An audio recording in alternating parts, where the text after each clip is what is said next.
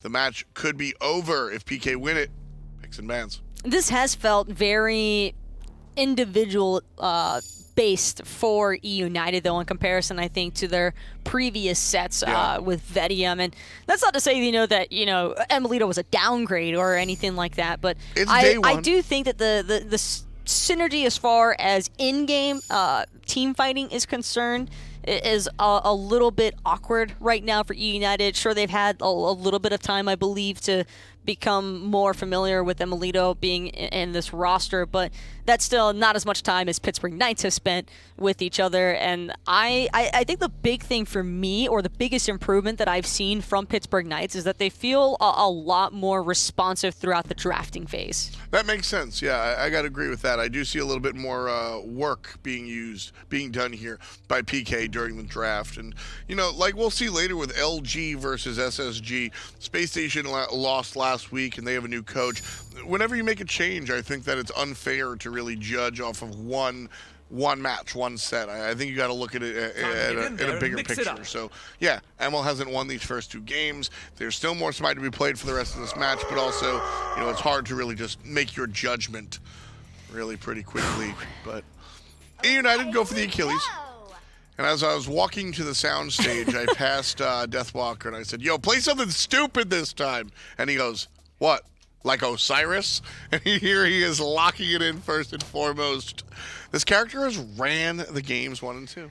That is the beauty of competitive play. Sometimes you wind up trying to pull off a hat trick with only one god, and hey, if it works, it works. Yep. Pittsburgh Knights are just going to take what's been successful for them, and I don't think anybody is going to fault them for that. If the Osiris is so problematic for eUnited that Benji isn't able to have that same level of success even when he goes to try and punish the enemy backline with a full damage build, or not, I shouldn't say full damage, but it was a hybrid-based build at least, and in comparison to Deathwalker, who was heavily prioritizing being a lot more tank-focused, I definitely am surprised that Benji wasn't able to accomplish more. I think that also says a lot, though, about the great awareness Zyrhoes had for helping his teammates get away, whether it was through a little speed boost from the time, or if it was the actual portals. Yeah, no, I agree. Zyrhoes has always been,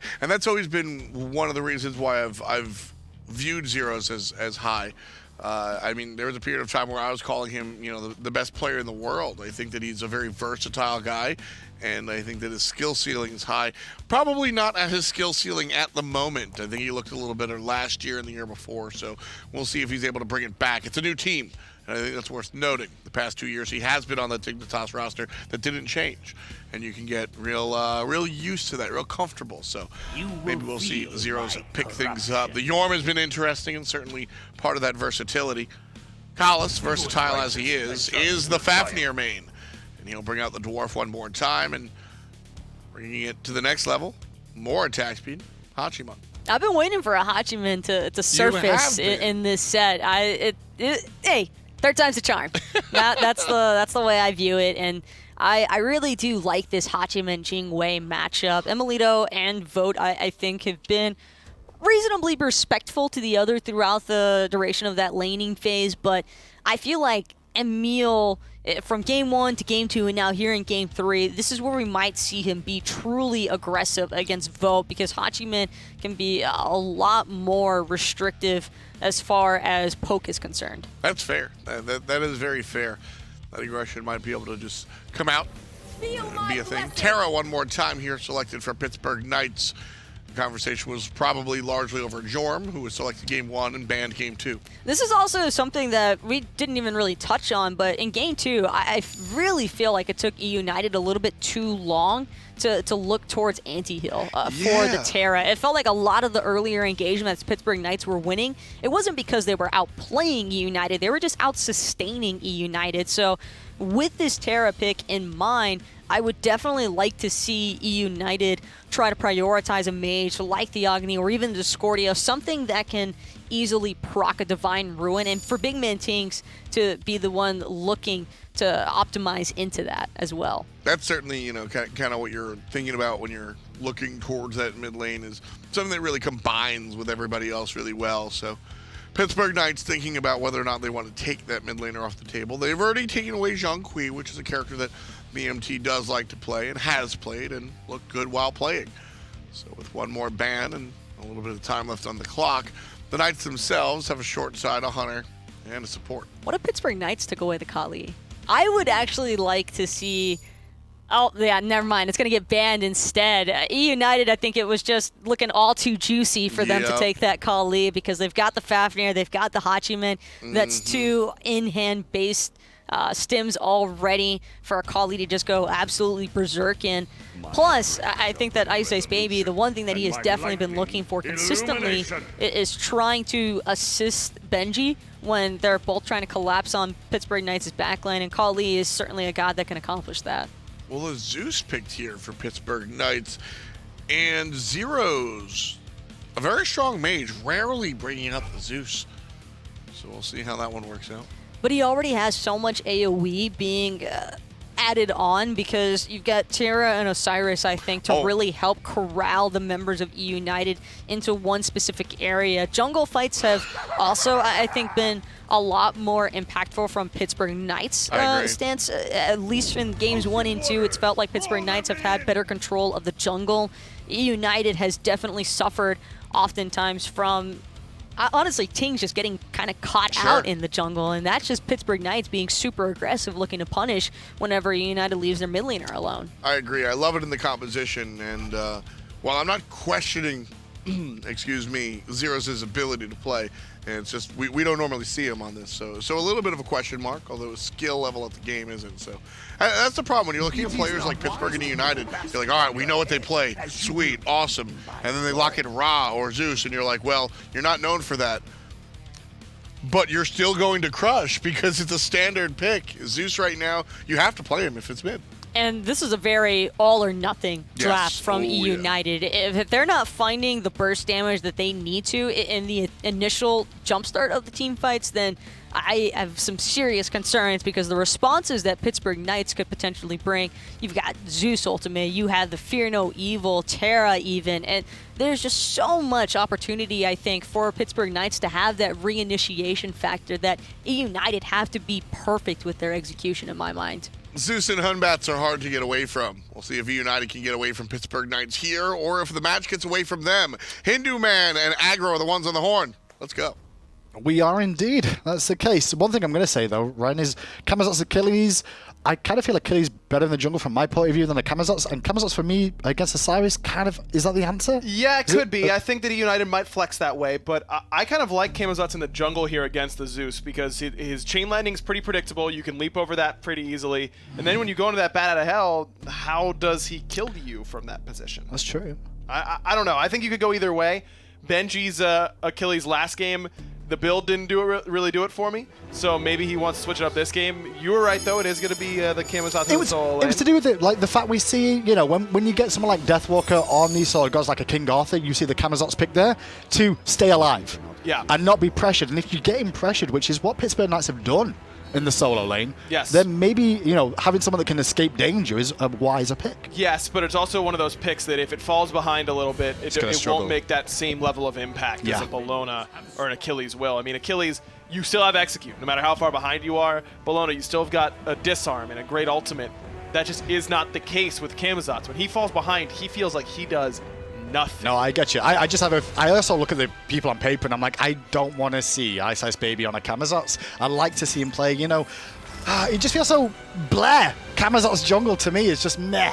Pretty sure he's played a decent amount of Camazotz actually he's played a bit in his career, but I mean, Camazotz is one of those characters that I understand people not really expecting a lot from out of junglers in particular, but let me tell you, man, against the top tier, Camazotz is one of those characters where you feel pretty helpless as a mid laner a lot of the time. Well, support players both starting on the solo lane here. No initial invades is the talking point there.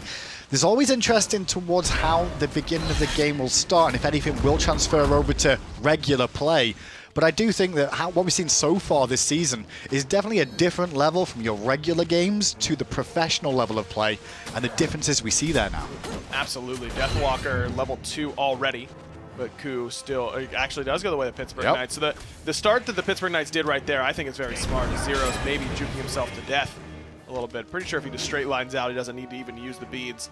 But Deathwalker and emilZy just walk through the jungle and start at Benji's blue. And then normally you see them just kind of walk back towards their own blue side. But I really like that Deathwalker actually uses teleport from that position to make sure that he gets towards his own lane, gets all that farm. From iceicebaby onto Zyrhoes, whose beads are down, remember. Where is the follow-up damage though? There it is, right towards the tail end. iceicebaby will just do enough to bring down Zyrhoes there. And I was going to mention Zyrhoes with the full boots rush at the start of this one, but there's still action in the mid lane going on at the same time as all this. And that really does develop because of the beads usage. Yes, exactly. Again, I think if he just straight lines out the first time, he might not be in that same level of danger, but good flank in. I don't think Zyrhoes is expecting to get blinked on from his right. Coming from the left-hand side from our spectator UI, iceicebaby not usually on that side of the map this early on in the game. He wants to be farming his own right side, but that angle I think really caught Zyrhoes off guard. Hachiman versus Jing in the dual lane. A tale as old as time, or it should be, with how the season's progressing so far, and the fact the Hunters get a lot of free farm, a lot of being left on their own, so having someone that's relatively safe but scales well with the itemization and extra farm you're going to get by being left alone makes a lot of sense.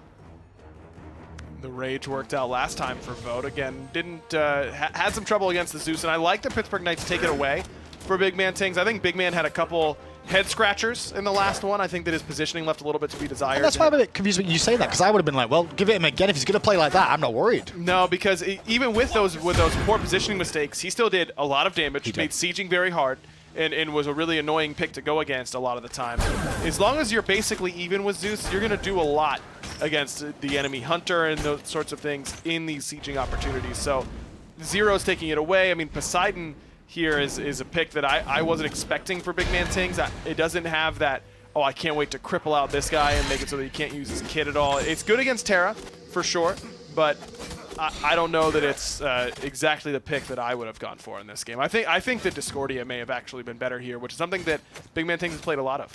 As we're watching this set, though, so far, Ryan, the Knights today, 2-0 up so far. Is there anything that's been standing out as ways that they need to still improve? Because obviously it's always so easy for a winning team to ignore how to improve it, or that can go over the way. Knights, though, they're expected to win this, with eUnited being a slightly newer roster with some changes going on. What could they continue to work on, however? Yeah, I think communication, as you've highlighted a lot, is definitely in need of a bit of an overhaul. Overhaul is probably a bit harsh. It still needs some improving, I would say, for eUnited. I think their understanding of how to team fight has been a little bit off so far. Pittsburgh Knights have really been able to pick them apart in team fights pretty consistently. Picks and bans have been okay, I'd say. I do think the Poseidon pick here is a mistake. I think the more I think about it, the more I like Discordia against this composition. It would have given Benji that Discordia passive most likely and let him actually be able to box up against Deathwalker. But overall, I think that eUnited just have been caught a little bit off guard by how strong Pittsburgh Knights have felt. Deathwalker just happy to continue farming up on this right-hand side. It's more to do when we see Adapting rotate to the solo lane, because that's what we saw in Game 1 and Game 2. Although I think that may have just kind of changed things up from Knight's playstyle here with the fact it's going to be the Camazotz in the solo lane. It's a very tricky target to gank because of the ultimate and how defensive that can be used. Especially without Adapting having blink. That's the big one, is that you can't blink Fear No Evil during a cast animation or something like that. 3 games in a row beats for Adapting. Yeah, because again, this is I think this is respect for Kalas more than anything else, because Kalas has been playing a lot of CC heavy gods. It was Ganesh, Fafnir, now Fafnir again. And I think that you have to respect Kalas' ability on this Fafnir to hit a hammer and then have a whirlpool go underneath you and you're dead. So I don't mind it. Adapting's really been looking to play slow in the early game anyways, so may as well play really slow and just stay safe. I think we're at the point now with Fafnir players that if you miss a hammer, you need kicking from the SPL, because they all seem to land at these supports these days. PBM, another one that's been doing very well for himself, as we tune in and see Deathwalker there, forced to ult defensively away from the pressure that came from iceicebaby this time. It's eUnited starting to try and make things happen on the solo side this time.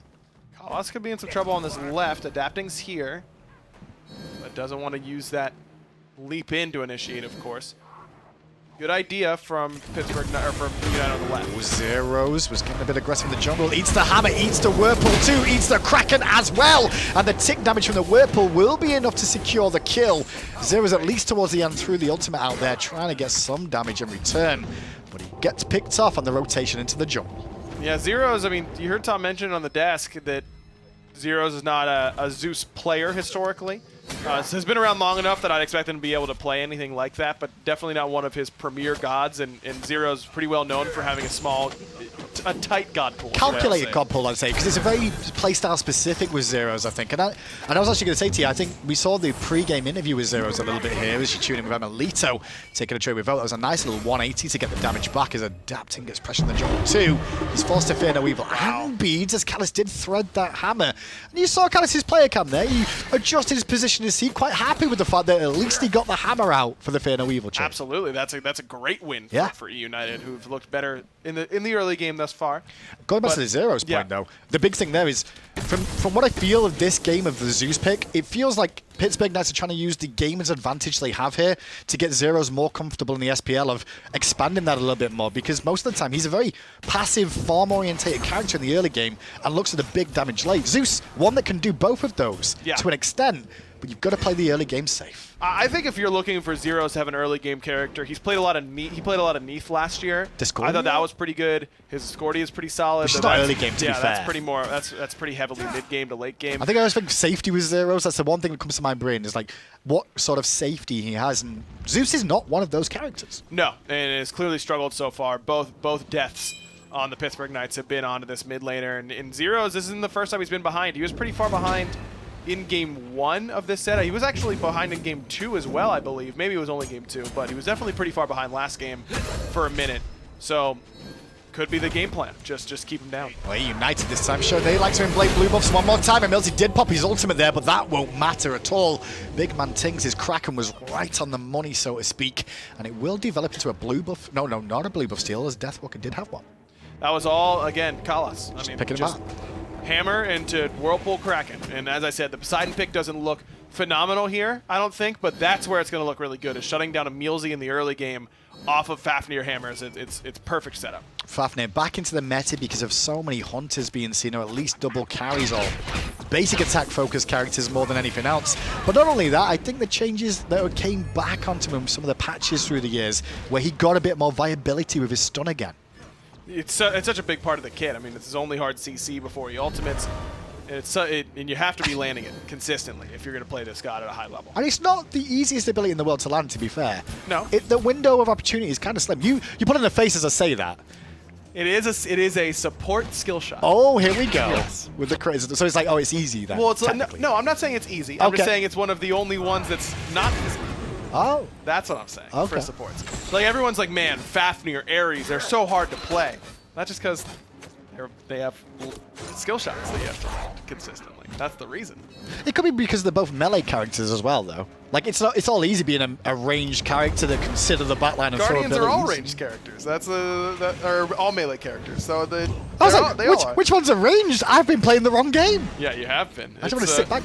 It's those mages, those Noxes, right? Yeah, those are the ones that you're looking for. No, I mean, look, they're definitely hard. And in the days of supports can only play the gods that don't have skill shots or are long Oh, gone. for sure. That is not a thing anymore. And Calus, kind of one of the waves that I think swayed public opinion on how good mechanically a lot of these players are. eUnited has big Duke. Oh, up 3-0, sorry, as you see that Kraken coming out from BigManTingz. That's a Vote who still hung around.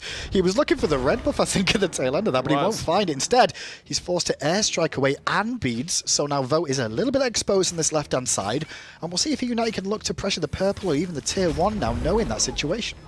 I'd really like to see Adapting and Zyrhoes combined to kill Ice before he hits level 12, because he went for the blink.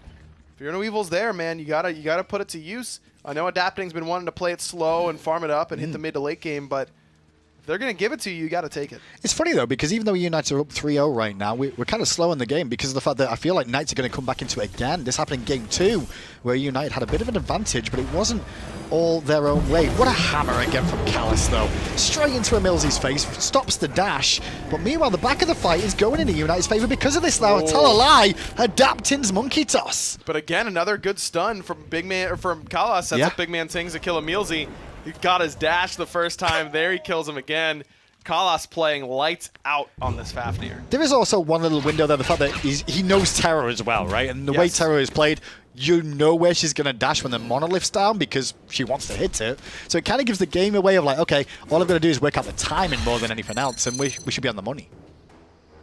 Adapting was able to chase down Ice pretty nicely in that play as well. So good option for Pittsburgh Knights. Trading out emilZy for Ice, a total win. And there's another game where Ice has fallen a bit behind. I feel like this meta of supports roaming around and that kind of stuff, kind of being everywhere. Yep. Soul laners wanting to stay completely alone. I feel like it's hurt Ice's farm a little bit. He's been struggling to keep up with adapting for the most part. And Zyrhoes has been hurting a little bit for farm throughout the year, I would say. And I think that's because of the changes Knights have made to, well, Zyrhoes' team around him has changed. And that's actually having a knock-on effect on him where he's not getting as much farm as he used to. And starting to struggle a little bit now. As you can see, still down a little bit to BigManTingz, who, in all fairness, in Game 3 so far, has looked a lot better on this Poseidon than the previous 2 games. He's been involved in every kill so far. 2-0 and 2. United's got 4 on the board, so certainly has been working for him thus far. This is where you expect Poseidon to make the majority of his hay, though, is in the early game. Yeah, and he transitioned well into the mid game if he's got a lead from the early, for sure. Can try and keep that rumble going as Deathwalker forced to ult defensively on the right-hand side. A little bit worried about the rotation coming in from eUnited. It is all eUnited as it stands, though. The game seems to be under their control. It's at their pace for the time, and especially played through Callus more than anything else, as you were saying. As I mentioned, 2-0 and 2 for Big Man. 0 and 4 for Callus. There's another stun, and there's another Kraken, and Zyrhoes is dead again. And Zyrhoes is really experiencing a hard time in mid. emilZy's having a hard time trying to defend this. iceicebaby did stick around a little bit too long there, dived in to secure the kill. He could get punished off this. Massive amounts of pings coming out from the Knights trying to predict where he's going to go, because they do have Deathwalker in this solo lane that was pushed up and may be able to get the tail end kill here. Interrupted again! On that 2, this time he'll hit it. I don't know that he can catch him, man. Callus, insane. Okay, so this is about time. Like, he was on Ganesh game 1, and you're like, man, Callus must be annoyed now, and he's really trying to bring his team back into this from the support position. Hammer after hammer after hammer. Beautiful. Absolutely beautiful. BigManTingz is pretty weak, and Vote might be looking for him on that red buff, but emilitoooooo showing up will probably be enough to chase away Vote. Well, Benji's done a good job in the solo so far as well. I mean, he's managed to hold up far forward, eats another hammer, but his time, and he recognizes what Callus can do after playing with him for so long. No messing around there. Had his beads, but he's like, nope, I am airstriking away from this.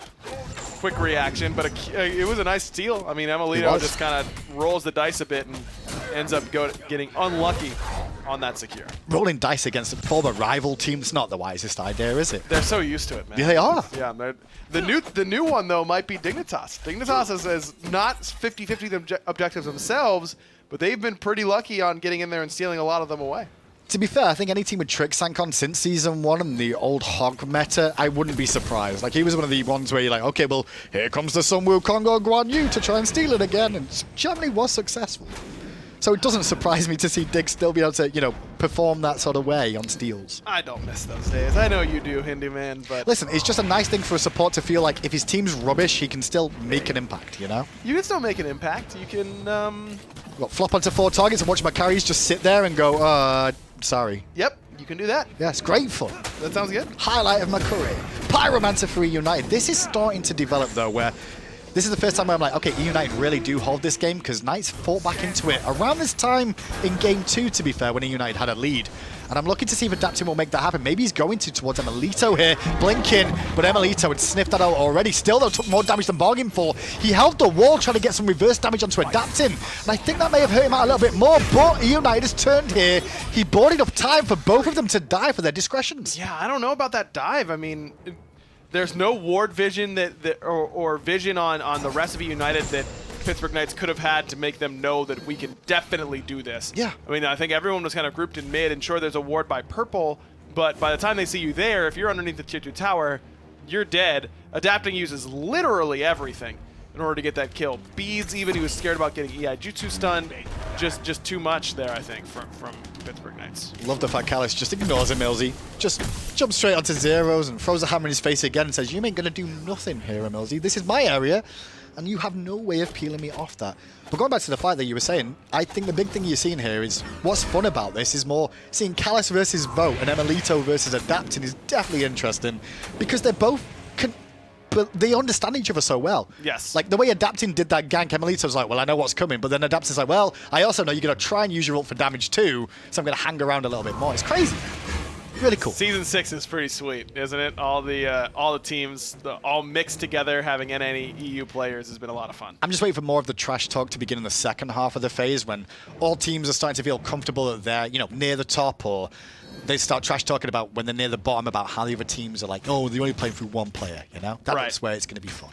That's always, and you know what? For that reason, if nothing else, Emilito being back is good news. Because he's willing to be that player and do a lot of the trash talking for not just him, not just his team, but the whole league. I'm just waiting for the first week where eUnited tell me who their leader is, because I don't think they know themselves, and it's kind of shown so far this season with how things have gone.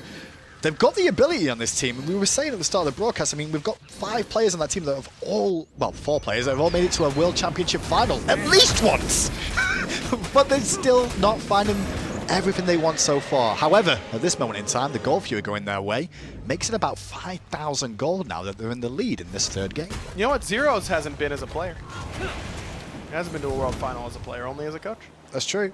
But he won. I was going to say, you're trying to say coaches don't count? No, I'm just saying play. I think you said I was like, the most vocal community in social right now is the coaches, so I'll be like, ooh, you're going to take that battle? No, I'm not. I'm just saying that. Because you're right, because I don't think they do. So you're going to take that battle. Yeah. Awesome. Why not? I knew you would. I was backing you up. Right. I was definitely there for sure. Fire Giant, though, started by eUnited here as Benji zoning away emilZy. emilZy has seen the Fire Giant being done. Deathwalker Zero showing up is going to be enough, though, to force eUnited back. It was a cheeky attempt, and I liked it, especially with Hachiman not even being there on that left-hand side, as you can see. But it did give a window then for adapting to take the red buff away with all the pressure eUnited exerted there. They've got so much of it, though. I mean, they're up 5,000 gold at this point after that Gold Fury, where no one from Pittsburgh Knights was even close They're doing it again. to being able to get there in time. I just saw Benji in the pit for a second, and I was like, has he got somebody with him? No, just on his own as iceicebaby does return. Iceice, though, so far this game, 3-1-3. He's been a little bit more involved, I feel like, than the previous 2 games in the jungle position. Is that because of the changes with Benji in the solo? I don't think so. I mean, Benji's been holding his own much better. He's got a 2-level lead now over there, so it's gone better for him without a doubt. I think it's just that Zyrhoes is playing a god that he does not look comfortable on, to me. And that's why I was like, I don't mind this from Knights if that's the case, because why don't you give them that experience in a situation where you're not too worried right now, right? You can technically drop a game and it's not doom and gloom at all. Sure, but at the same time, I mean, if I were in Zyrhoes' shoes, I'm like, hey guys, I don't really know. I don't know how much I like playing Zeus here, blah, blah, blah. They're like, no, just play. We've got a couple games to worry about. Don't worry about it. And then, and then I have a game like this, I'm like, yeah, I'm not playing Zeus anymore. It's definitely speculation, though, because it could be Zyrhoes going, give me Zeus. Yeah, I want to do it this game. It's my practice game, Callis with a hammer. That time, he missed. Get him out of here. Well, then. New support needed for eUnited. It's big shoes to fill, man. Callis has been playing well, but one hammer, them's the rules. We don't make them. Oh, it's true. You gotta go. And his build's coming along quite nicely now. Fully stacked Thebes, which is something we've seen a little bit more with this meta once again. I think that was more Thebes buff than anything else, which was a little while ago, towards the amount of base stats that this item got, allowed it to be purchased a little bit better. Exactly, and it's a solid item. I think it's definitely worth picking up very early on. You get a good amount of health, both procs. That's the big thing, is that you get protections for magical and physical simultaneously. Makes it a lot easier for you to take those 3-on-3 fights where you have to worry about mages and assassins at the same time. You did see a nice little ward out of emilZy there, just to prevent some of the basics onto this tier 1 tower. The tower will still fall, but it did buy even more time for Vote to take down the tier 1 on the left-hand side and chip away at the tier 2, knocking that down to half. And not only that, Benji's forced to teleport here. He's taken a battle. Adaptive was waiting. But the ultimate exchange will happen. Blink being consumed, however, by adapting. It's a small win, I guess, in some senses. It's relic for relic too, so it's kind of even. Yeah, I mean, the teleport's much longer cooldown, but Benji needed that not because of the ultimate, but because of Vote split push. So definitely split down the middle between those two, I would say. But eUnited continues to play the map much better this time around and just have much better map control of where they want to be. It's funny watching the Energy squad through the years, the team that won 2 world championships for themselves. It was definitely emilito and Adaptin that were the split push kings, so to speak, of that roster too. Both of those were the ones that would look for the cheeky tier 2 tower or a Phoenix push. You saw it from emilito the previous game. But it also tells you you'll see it from both teams here as well. Keep an eye on those 2 individuals specifically because they both like to do it. Absolutely. Both sides have that capability to understand how to split the map really, really well. And little things like this, I mean, you just get that tower in garbage time right now where there's nothing really to do. no Oni Garbage Fury time. backup. You got nothing to do. Garbage time? Yeah, it's garbage I love time. that name. Yeah. We should start using that. Garbage time. There's lots of different opportunities for garbage time. Lots of times it's like when a team gets Fire Giant, they can't push Phoenixes yet. They just like get all the buffs and like a Gold Fury or something like that. That's garbage time. Yeah. When the whole jungle's down, you've cleared your wave. There's no wave. The wave's not even at the tier 2 tower yet, and you're like, well, I guess I'm just sitting here. That's garbage time. When the enemy support is the same level as you as a mid laner, that's automatically garbage time. When your whole team's dead and you're a support character and the Fire Giant's being done, that's also garbage time. Yeah. Sure. Okay. Yeah. There's the uses are truly endless, I think. Fire Giant is available at the moment. It's not an enhanced one yet. It's not 25 minutes in, which will move up to 30 eventually. Graham, they don't know. They don't know? They don't know. They're all on Oni Fury. Seems to be the case indeed. Who's going to be the first one to recognize this, and will they get there in time? I don't think they will. Benji's the closest, and they're all trying to collapse in as quick as they can because they've sensed it.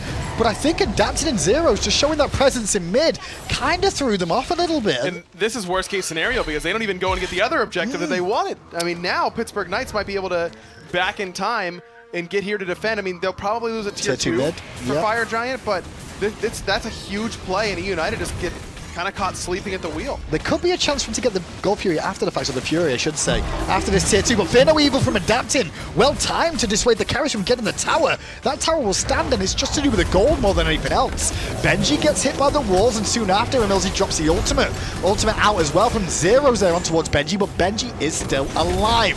Callus front lines as hard as he can, but as soon as the dragon comes into play, that's the end of that one. It's just the conveyor belt here for eUnited. One after another, they're going in and dying. Benji ends up getting caught. Emilito's going to be next. He tried to save Callus. That's a tier 1. Man, and those are the ones that hurt the most because eUnited was looking so good. They're probably going to lose a Phoenix here, and they're going to lose a tier 2 on the left. I think Pittsburgh Knights can go mid Phoenix, tier 2 left Oni Fury, and take the lead in this game. And that really was just being at the Fire Giant. Nobody from eUnited didn't know about it. There was no ward coverage down. Now they're trying to defend this Phoenix here. Down to half health already. Whirlpool's already been used by BigManTingz. He had to fall back again as iceicebaby and Benji arrive. Well, they will hold the Phoenix for now, mainly because Pittsburgh Knights ultimates were on cooldown, but they are coming up. Be ready for the reinitiation. You can already see Pittsburgh Knights are ready to do that right now. And all of that fight goes Pittsburgh Knights' way because Adapting finds a flawless initiation. Not only does he get them off the tier 2 for a little bit longer, but he gets beads from both emilito and BigManTingz at the same time, does damage to all of them at the same time. I mean, that was perfect from Adapting. One thing we've not really spoken on so far, I know, been there for a while now, but Sundering Spear for emilZy. Really trying to burst down. Is that really aimed at Big Man? It could be Callus. It's going to be Callus and Benji that he's really worried about. Those are characters that oftentimes get away from you on low HP. Yeah. Also, Fafnir sets himself up to get sundered because of the transformations, one way or the other. I don't mind it. I think that a Blink may have been pretty good here, but if he wants to really make sure that Zyrhoes is okay, then that's what you're going to need to do is stick near him so Blink wasn't as attractive. As soon as Benji gets on him, sunder him, let Zyrhoes kill him. I was going to say, you're a Zeus player yourself, so you must love the idea of a support getting sunder, so your target will definitely die when you pull that horn. Listen, man, eventually they'll die as long as I'm alive, so just keep me up. I don't need sunder necessarily, just keep me alive. I'm an old school guy, in World of Warcraft, I used to be a raid leader, and I used to say if you die, it's because you didn't do enough DPS. That's right. It's all the rules, man. It's that simple.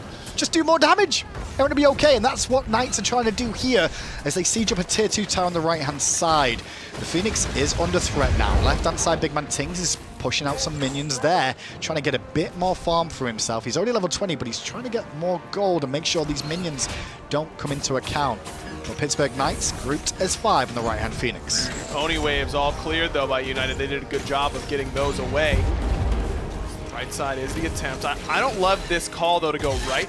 I would have much preferred that Pittsburgh Knights push up and go on the Phoenix that they've already done some work on in mid. Yeah, a bit of a trickier clear from eUnited as well. I mean, Whirlpool's great for clearing the wave, but you also want it for the control of against characters like Deathwalker, who once again goes back to BigManTingz, but bit off a bit more than he can chew. Will fall back to the healing range of the Monolith out from emilZy, and also use the Fire Giant regen. But the Phoenix still at half health, and as you said, the middle one was already weakened. Yeah, I don't know. I mean, they did about a third of this one. If they did that in the mid Phoenix, then it's only a 10% HP sliver. Not exactly what Pittsburgh Knights wanted from that Fire Giant. They get it, but all it does is really even the game. That's still great. They were down 5k plus at that point, so to even the game with it is still certainly a win. but can't help but feel like they could have gotten more there. I do feel what you were saying, though, about, you know, the blink being available for Terra could be helpful for the initiation at this point in time, too.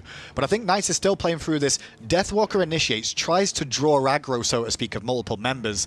And while they're not looking in the other direction, that's where we see adapting coming with the play, and Zyrhoes, too. And it seems to be that's what Knights' game plan is around these Phoenixes. The blink may have been an option on the Terra, though, to help them with that situation. You just want to be able to get purification beads easily for adapting, and no one really does that for you outside of Terra with a root, but that's going to be hard to execute on a lot of the times, especially because there's a Poseidon on the other team. It's going to be slow. Whirlpool's going to shut it down pretty effectively. Again, I don't have a problem with the Sunder, but sure, I do wonder about Pittsburgh Knights initiation. They really just are looking for poke damage from Zyrhoes, but Zyrhoes has not been able to do that very effectively at all. I mean, to be below Poseidon at this point in damage is unusual for Zeus, to say the least. Fire Giant has respawned. It's going to be an enhanced one this time, and it's eUnited in the Fire Giant pit. But a couple of times when eUnited have initiated on the Fire Giant themselves and had to fall back when they've had an opportunity, when Pittsburgh Knights showed their face. It was nice they got a free Fire Giant earlier on. They made good use of getting the gold even because of it, but this game is still tied at the moment with all Phoenixes still being fine. This is the idea where you want to be a Zeus, though, and hunt Batz. I mean, good, narrow jungle corridors where they have to fight you at choke points. Zeus does you very well in those. Batz does very well in those. The United's done a pretty good job of not getting baited into them yet, though this is the first real 5-on-5 on even ground that we've had so far in this game. Also, eUnited's composition in terms of build so far, the two Magi's cloaks that you can see around the waist of iceicebaby and Benji is going to help them out in the front line, especially when we said about the CC, and the Fear No Evil will be the one that probably procs that more often than not. Very important for them to try and get the right window. Left-hand side, though, a lot of minions building up for Pittsburgh Knights to look at that Tier 2 tower. The only one that eUnited have standing. And I think eUnited just want to get some more wards going, so quick trip back to base from emilitoooooo. Leaves the pressure on the pit, giving Knights the window to clear out wards themselves. But Emil will be coming back with a sentry ward of his own, so it won't be too long until eUnited regains control over there. The Demonic Grip is the pickup for BigManTingz, and did he just sell his Mage's Blessing for a Bancroft's Talon? 6th item? I don't know. I mean, he's really worried about Deathwalker, who's been running at him and making him miserable all day. And so I understand that you want to get Fafnir coerced and then pop your 2, you slow him down, you're doing more damage to him with some pen. But my man needs an Obsidian Shard. I mean, you just need it. It is critical to being able to kill these tanks. He's got a lot of flat pen between the Spear, the Divine Ruin, and the Demonic Grip. And I still would have liked to see an Obsidian Shard. I also think that Bancroft's Talon in the late game is bad.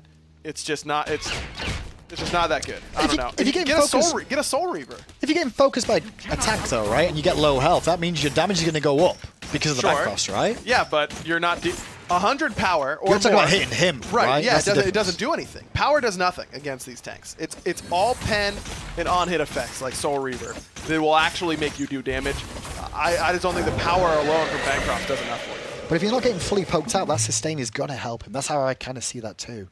Like, if he's going to get chipped away out like Deathwalker's doing, and technically like the comp of Knights really has here, is just kind of poke damage, as you were saying.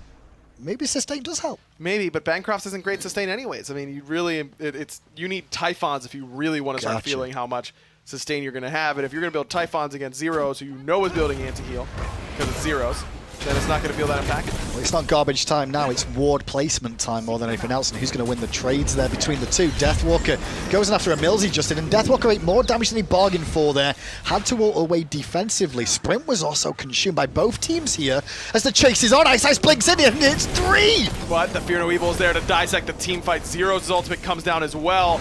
Try and keep Benji and Kalas at bay. There's the Sunder, but Detonate was already used by Zyrhoes. That combo didn't end up working. Blink from adapting though after the fight. He looked for BigManTingz, but he couldn't find the monkey toss. Instead, he somersaults onto Kalas. He's got no leap away. Great crack at our BigManTingz though. Keeps his support player alive. And just about, they had to kill adapting there too. Man, close. Very, very close. Good attempt by BigManTingz to not just save his support, but kill adapting simultaneously. But still a good win, I think, for eUnited, that Kalas gets out from that position. A lot of relics used. Yeah, that's what I was looking too. On both sides. emilZy uses both of his, but so does Kalas. Adapting uses both of his, but so does iceicebaby. The big difference, I suppose, is that Deathwalker had to teleport in, whereas Benji did not. But so eUnited win, I guess. right? So? One relic to They've got 1 relic up, so they win. Yeah. 1 more relic up, just to be clear. Yeah, I guess. Yeah. All right, they won. There it is. Hey, there's going to be a winner in every engagement, right? No, it could be a tie. Well, back to garbage time we go for a minute or two as both teams reposition again for the wars around the Fire Giant. And we were saying that was the first real team 5-on-5 we've seen for the first time in a while. It was pretty even. It was, and that's kind of what I expected. I mean, the gold lead, irrelevant at this point. It's so small. 31 minutes in. Everyone's level 20 outside of Kalos, who still needs 2 more levels, but that isn't that big of a deal either. Getting level 20 on Fafnir is really helpful because you get more time in that Draconic Corruption, and that certainly doesn't hurt you, but it's still not nearly as important as the rest of the characters. I will say the one thing I do like about the games going super late and being super even like this is you get to see the full build develop on characters. Not just the first 6 items, but what's 7th item? What's 8th item? Is there a 9th item? Do we replace things? That's the window you end up in sometimes with the later stage games. Deathwalker hammered in place in the Whirlpool. Nice little chip away damage from eUnited so far. Not enough to send him back to base just yet, but he did take a bit of a brunt there. So did BigManTingz, though, from that damage from Zyrhoes. That's what I was talking about with the Zeus in the narrow corridor. I want to, speaking of selling items, I think you have to sell Spear of the Magus for Obsidian Shard here, if you're BigManTingz, because that's the exact scenario where you want to be able to kill Deathwalker for standing still for that long in the midst of your Whirlpool. And Spear, I get it, you get a lot of ticks. That amount of flat pen is not going to be worth the 33% that Obsidian Shard will give you. And I think that's the difference between Poseidon early game versus late game, right? Because you always want to go Spear of the Magus on Poseidon. Every game. But as the game goes on, there is a transitional point where it's not worth it anymore. I don't think that there's a single character in the entire game that I would guarantee to want Spear of the Magus on 6 items in with unlimited gold. Obsidian Shard's just better. If there's frontline, then I'm hitting. If it's 5 squishies or something like that, then Spear's probably better. But Spear is just not that good late game. It just they're either dead. The late game is very binary. They're either dead or they aren't, right? And so once the Aegis is down, there's 1.5 seconds, and once that's over with, you should die. Right, exactly. And if you're not dead, there's an issue. Right, so stacking up that Spear of the Magus doesn't work that well. Anubis might be one of the only ones. Well, Benji just got spotted on the left-hand side of that Tier 2 tower. He based right in front of it now, so Pittsburgh Knights know that he'll be back soon. So they'll drop the Fire Giant momentarily. Teleport was used by Benji to get back to this fray, but a double wall from emilZy crashes onto the carry's faces. BigManTingz forced out, but Vote was way far forward there, and he gets taken out by Benji. iceicebaby was there with him as well. The backline dive from eUnited works out perfectly, and Vote ends up dying. I think he knocked himself up, and so he couldn't use a relic or anything in order to get away. And I think Vote dying there does actually allow eUnited the chance to do this base because, well, Vote's the one that's going to kill the Fire Giant. Yes, exactly. He's your main DPS, especially with this build. The crit build, much better at killing the Fire Giant than the pen build. So that is the kind of their option, and I think that is exactly what happened, where Vote knocks himself up. The weakness of Jing, normally a strength, ended up turning into a weakness there where you can't use anything in the air, couldn't airstrike, couldn't relic, and he ends up dying to Benji and iceicebaby. I guess Jing needs some buffs then, right? No, that's okay. Okay. Yeah, I'm good. Left-hand side, Fury's available. It's going to be an Oni as well, which will make an impact at this stage. I think the longer the game goes on, the more dangerous the Oni Fury minions become because you have your attention drawn elsewhere on the map most of the time. Yes, definitely. In the late game, Gold Fury becomes the least valuable by far. It's Primal Fury and then Oni Fury for me. Primal continues to be more and more important as the game goes on because if you can start stacking those, I'm pretty sure eUnited already has 1 Primal buff.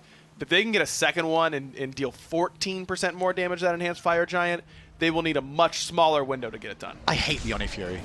Because I'm a support player, right? And what happens is, at the late game, that's your chance to catch up in form, right? But then there's a whole minion wave that you can't kill. Fire Giant is being killed by Pittsburgh Knights now that Vote's back in session. Vote, remember, still has his relics available, but Benji, meanwhile, doesn't have an ultimate anymore. He's forced to use that defensively, as Knights did reset the Fire Giant, however. But the sustain from the Monolith is coming into play one more time.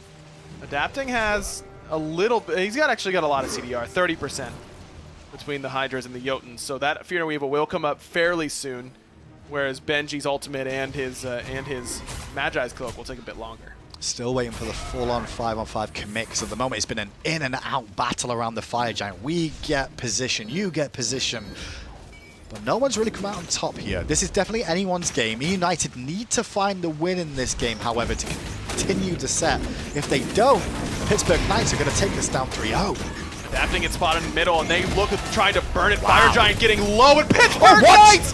They got it! They steal it away again! I think that was Osiris. I think it was. And Deathwalker going to jump away with his ultimate too. eUnited need to find some kills now to answer this back. Early shell from emilZy to block some of the damage. Kraken onto Vote, but Vote airstrikes in response. Back of the fight though, iceicebaby blinked on Deathwalker but didn't find the ultimate. Adapting coming around the back. Huge fear and a Weevil finds the carries, but they've still got relics. BigManTingz needs it as Adapting looking for that finishing blow. I can't say it either as he can't find it. Oddibo proc though for emilitoooooo. Then it did come up big to take down Adapting, so it's callous for Adapting so far.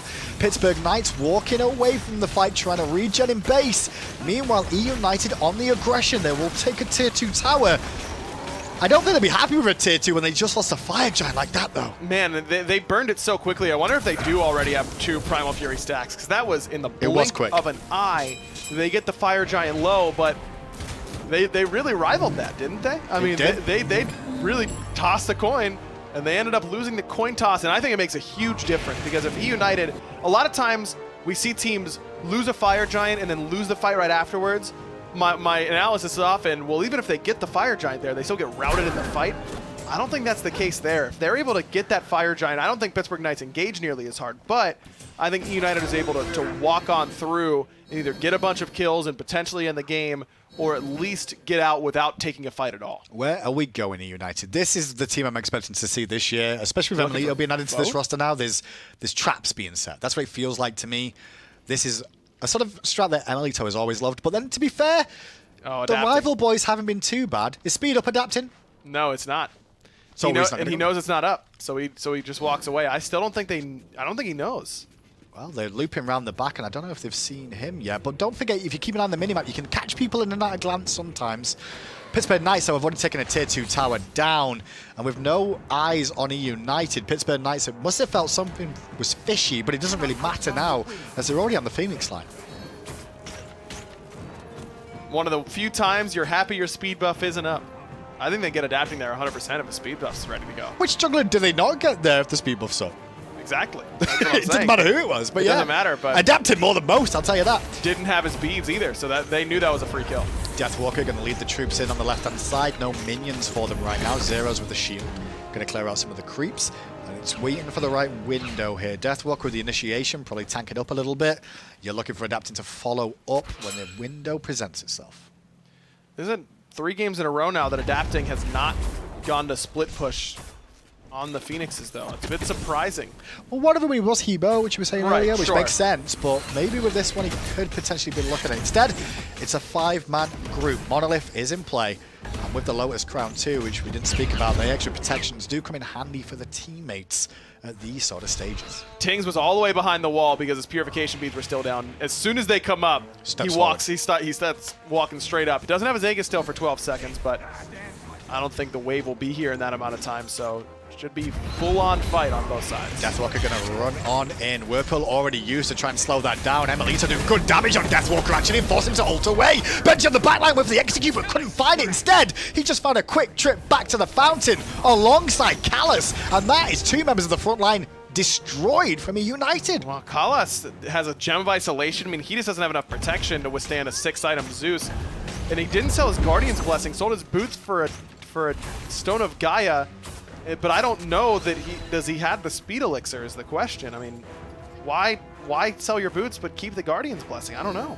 Left-hand side, Phoenix does fall now. BigManTingz going for a play mid and gets it. Zyrhoes walks on in. No relics available. Whirlpool, Kraken. Bob's your uncle. Is that a bad thing? That Bob is my uncle? Bob's your uncle? Yeah. He's kind of like perfect. Oh. Dream situation. Bob's your uncle. Oh, what a nice guy Bob is. Yeah, Bob's great. Apparently so. Yeah, we don't path that way against Poseidon, like ever. Even if he doesn't have Kraken, I mean, you still nearly die from just Whirlpool in a title series. I give more credit to BigManTingz on being aware of what was about to happen more than anything, because he dropped back from the fight, the Phoenix goes down, he goes to mid straight away and sets up the trap. I think that's one thing I'm seeing from eUnited, though, as this set continues, is they want to set traps. They are the trap masters, but the problem is like some of these traps aren't working out as planned. Yeah, but I mean, that's like saying, hey, free candy in the van. That's not really a trap, you know? Like it's because there's definitely candy in there. Is that what you're saying? No, I'm just saying it's like pretty obvious. Oh, like we should know that one by now. We should know about that one. There's never candy. Enhanced Fire Giant. Graham, I need you to know that there's not candy. I'm not going to go into that because I'll get myself in trouble by saying something stupid.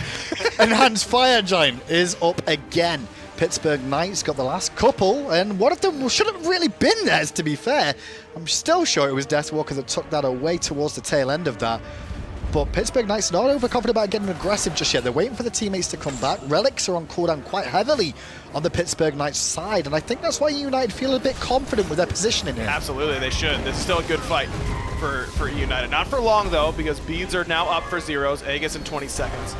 Do you really want to rival another Fire Giant, though? We can't even call it rival anymore, because it's not even the same rival, is it? No, it isn't. Man, that sucks. That was such a good term, Can we call it Cyclone? No. Cyclone GG? No, we can call it, because everyone will think Cyclone Spin.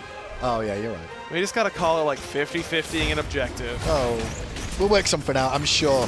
Meanwhile, Benji on the backside, sorry, iceicebaby on the backside going towards Vote. Now Benji goes in, rather, looking for the pick onto Vote yet again. Airstrike used, but a lot of damage onto Benji. He's not going to fall down as the detonate was consumed by Zyrhoes and those stacks too, but it will at least force him back to base. Luckily enough for eUnited, though, at the right sort of time to do so, as fire minions are pouring in the left-hand side. And this is why Pittsburgh Knights feels pretty confident to stick around, because they have that fire minion pressure. Benji has to go back, but he's got teleport. This isn't all bad for eUnited. And Knights have the relics back available now on majority of their carries. Fire Giant started, but taken slowly by Pittsburgh Knights so far. They've got Callus and Emilito both watching, and I love what you see Emilito do there. Meanwhile, though, not loving what we see iceicebaby do, trying to get away from Adapting, who got aggressive there, used a blink, and did actually find the Magi's Cloak. I thought it was going to be beads there, but it's not. It's just the Magi's Cloak consumed.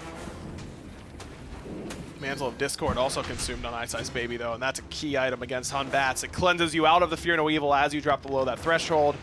Lets you get out of situations where you look like you're definitely dead.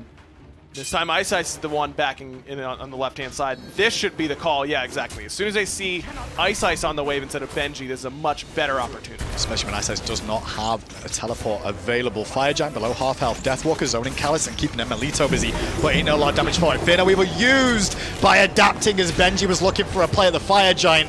The Fear No Evil gets Adapting the kill too.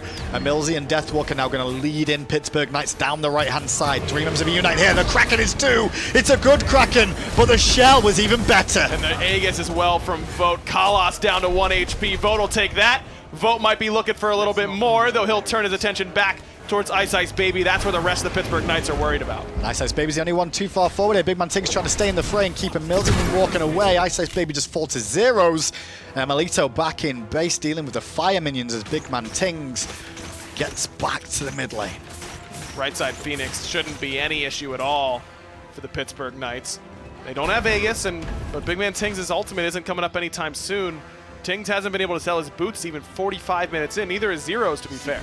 And in goes Pittsburgh Knights into the base. These peanuts today seem to have come out to play, Ryan. They look pretty good. They're not quite salty enough, I suppose, but certainly roasting eUnited as they take the set 3-0. 10-12 is the scoreline. eUnited there, that game. They had a really good window of opportunity at times to win that one, but it just wasn't going to be enough. Pittsburgh Knights established dominance over eUnited. Man, this was eUnited's big test in my mind, because Rival has looked marginally better than Pittsburgh Knights have so far this year. I agree. I think they needed this momentum. Maybe you could make the argument that now eUnited gets to refocus and get ready. You know, you get punched in the mouth. It's time to reset your mentality, and maybe they can come back stronger tomorrow against Rival. And I think that's the one thing that a lot of people are looking here is because they feel Emilito is an upgrade to Vetium to an extent, and that on paper that I understand that with 2 world championships under your belt, you can't say no. Sure. But I think the window is like it's a roster change. It's a new member on the team. It's going to take time to gel and find the game plan as a whole, right? Always cool to see former teammates hugging it out after the win. But you're right, it's going to take eUnited some time. I think this is a team that still has a lot of potential for sure, but second in the standings certainly seemed like a bit ahead of schedule for these guys. After that one set, though, where do you see United falling with how this season's progressing so far and what they look like today? So I think the top 4 is pretty well set in my mind right now, and it includes the Pittsburgh Knights in no particular order. I think it's Dignitas, Rival, Pittsburgh Knights, and Splice, and again, in no particular order. And then we hit the mid-level teams, and I think it's really going to be eUnited and SK battling it out for that top level. And those are still teams that would make mid-season invitational, and I think teams that can make a lot of noise at LAN. You don't need to be first place in the online or regular season splits to make some noise when it comes time for the postseason. I just don't see United as a top 4 team right now. But what do they need to do to try and broach that now? I think that they need to work on the teamwork still. I think that they're still making individual plays. It's BigManTingz finding the Kraken in mid. That's a good individual play. We didn't really see that unity for this squad quite yet. 3 games down and 3 wins for PK. Honestly, we would have liked more games out of it. It doesn't look as easy as it was on paper. Let's go to the desk to break down that set. Well, 3 wins goes to Pittsburgh Knights. That means they earn their take here from the match. Tom and Taco here breaking this one down. And although Emil was a nice addition, I agree with Ryan. If you're an eUnited fan or an Emilito fan, don't go crying home yet. Don't go forming any petitions. It's just one match. Down but not out for sure when it comes to this eUnited squad. But that Pittsburgh Knights performance, on the other hand, the consistency definitely felt like it was there. And honestly, I feel like this is a set that might have been closed out a little bit sooner from Pittsburgh Knights' stand, since they had a lot of control, I think, throughout the majority of each of these games. It's just that they were giving enough respect to eUnited that they didn't want to overstep their boundaries. And I think that little bit of I don't want to call it concern, sure, but definitely being aware of what you're up against helped out Pittsburgh Knights for sure. Without a doubt. I mean, like the commentator said, this is a very strong team. eUnited are just coming off of a roster change, and that kind of throws things for a loop. But at the end of the day, eUnited are still a perennial SMITE Pro League team. They've got a 2-time world champion fresh into their ranks. This is a squad to be afraid of. I mean, Collis is one of the best Fafnirs on the planet. So Pittsburgh Knights played this cautiously, and I think they needed to. And from constantly having to play from behind, I think that eUnited did a fantastic job at just kind of delaying the match. They were consistently finding picks that kept forcing Pittsburgh Knights to have to reset off of those Phoenix sieges, off of the base sieges. Right. And that little bit of time almost turned games 2 and 3, arguably possibly even game 1, back into eUnited's favor. And this is all with Emilito being so new to the squad. And I think that's really where what Agro said becomes very, very true, where eUnited are making these individual plays and looking damn good at it. BigManTingz shows up and nails the Kraken. Emilito did a couple of individual nice boxing matches. Obviously, iceicebaby was able to make plays. But as the game gets later and later and later, at this level of SMITE, Taco, you need your whole team there. You need Deathwalker to jump in, adapting to follow up, and Zyrhoes to detonate everybody. You can't just have one guy press 4. And I'm actually glad you mentioned Deathwalker, because this felt like a step-up performance for Deathwalker without a doubt. It's not to say that the guy hasn't been performing so far for the Pittsburgh Knights. I think that he's definitely been a standout point to mention in each of the sets that Pittsburgh Knights have played so far, but he handled Benji incredibly well. And I don't think Benji was really doing himself any favors. His builds felt a little bit too far into the damage end of things, and so it didn't really give him much, I don't want to say escape clauses, but it didn't really give him the option to be a heavy front line. It feels like we've been kind of waiting for the other shoe to drop. Honestly, with both of these solo laners, I think we were looking to see, is Benji going to stay at the level that kind of we see at LAN, or is he going to get relaxed a little bit? Maybe this is that, maybe not. And then perhaps more importantly, I think a lot of fans at home were sitting there waiting for Deathwalker, waiting to hear that Deathwalker intro music. He's been kind of backstage for a while, just like doing his thing. And the casters mentioned this as well. It's not that he's been doing poor. He's been playing above average. It's just that Deathwalker has been one of these characters, these larger-than-life creatures in the league. I think we saw some of that today. Without a doubt. I think that this is easily his best performance of Season 6 so far. Very, very true. And again, it makes no surprise that he plays very well, and it comes off of an interesting pick. Again, as I was passing him after Game 2, I was like, yo, play something stupid now. And he goes, like Osiris? He just locked it in 3 games and won. Well, it just opened up so many different opportunities for adapting to also continuously punish off of, whether it was adapting or Zyrhoes, even vote on occasion. Yeah. Either way, the point still stands. Deathwalker was definitely making the windows be open. I mean, there just wasn't a way for United to escape that. Well, he was there to open the windows, and, well, he's here to open his mouth. Adapting and Deathwalker here with the post-game interview. We're here with Deathwalker and Adapting after the 3-0 victory over United. First of all, boys, congratulations on the victory today. Clearly, it went as you would have hoped in terms of the victory, but are you happy with your performance?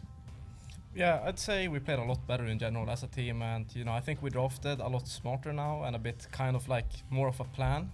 Whereas I feel like the previous weeks we had like super one-dimensional comps and like picks were like we would start the draft and we could only play a certain play style. Whereas now I kind of feel like we've opened up a lot of how we can draft and play. Maybe the team has, but Deathwalker plays Osiris 3 games in a row. We've seen like no Osiris at all so far this phase, and you play it 3 games in a row. What made you think that this was the right pick for you today? I told him it was OP. Yeah, basically. Well, a couple of people told me it was OP, so I tried it, and it felt good. I also like to bring him back, you know? Like, there has not been a lot of Osiris in Season 5, and at the start of Season 6, basically no one played him. And then I'm like, wait, he was pretty good. Like, why did he fall off? He even got buffed, right? So I just tried him out. I play him a little bit differently. Like, there's something to it, but he feels really good right now. But I don't know how you don't mention Zeus. Have you ever seen that? No. I didn't see that game either. To be fair, boys, I do want to talk a little bit about the pressure that you were exerting adapting on that solo lane. Like, this is something that we've seen before in the meta, but you specifically haven't been one that's always stayed that way. I mean, previous years, even when metas were dictating that, you were never really like over there for Dimmy. Is this something that you guys have recognized as a window again back towards the solo lane pressure, or is it just something that works for you guys? I think it kind of depends on comps and everything. Obviously, you want to make sure that like solo lanes, you know, stable, and like, you know, if I need to relieve pressure or if like he has a winning matchup, it's quite important that I kind of like help him as well, be able to win that matchup, and like if he's safe to play up and, you know, make aggressive plays, or, you know, like if I just poke a little bit, that can mean a lot for him. So. How important was this win for you guys? eUnited was sitting second in the standings, undefeated. And people were starting to question, you know, were you guys at the top of the league? Do you think this was a big rallying win for you? Yeah, I think so. I mean, I feel like a lot of our losses are just due to like some core problems we had as a team, like against Rival and Dig more specifically.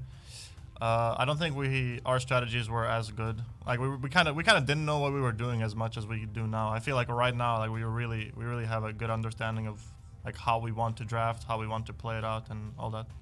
Before I let you go, last question real quick. What is your overall goal right now? Is it aiming towards the World Championship right now, or is it more sooner rather than later at MSI? First place MSI. Well, for me, it's just I'm waiting for One Punch Man Season 2 complete. Well, I mean, maybe Osiris will get another buff. We'll find out. Thank you so much for the interview. Good luck in the rest of your sets this year. Thank you. Thank you.